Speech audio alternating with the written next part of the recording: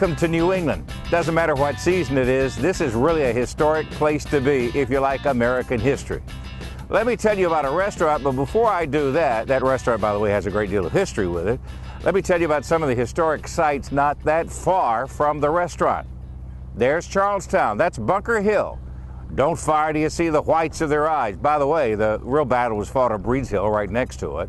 And not far from that, in the Italian north end of Boston, the Old South Church, where Paul Revere asked, one if by land, two if by sea. On down that way, you'll be able to see the Boston Tea Party, the Boston Massacre, and a lot of Boston history. But I got some restaurant history for you. I'd love to introduce you to a place that's become renowned around here for almost 100 years now. It's called the No Name.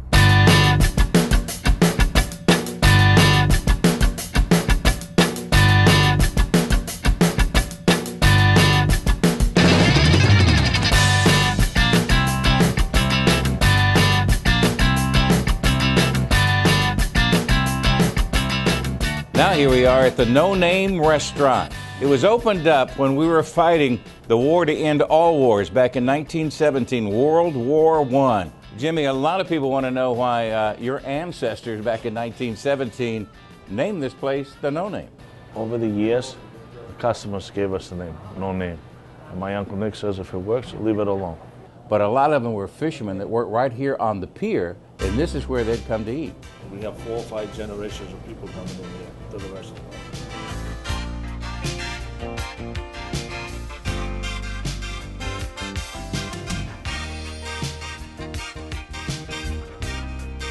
Ah, take a look at that. You better bring your appetite if you order No Name's famous seafood platter. You get scallops, you get clams, you get scrod, you get a whole bunch of really good stuff, fried to a golden brown. Now here's one that's broiled with salmon and swordfish. Whatever you do, don't forget a New England favorite, fried clams. Here you see sautéed shrimp, scallops, and New England lobster. You have won all kinds of awards from newspapers and magazines in the local area for the freshness of the seafood, obviously, because you're right here where they actually bring the fish in. That's number one. Number two, the value of the seafood. You can go to a lot more expensive places and not be anywhere near as good as what you get here at the No Name. Your seafood chowder is the best there is in the world. Yes, there is. We make it with homemade. We make it every day. We make enough to get by each day. We use haddock, cod, shrimp, chopped clams, and no potatoes. And it's full of fish.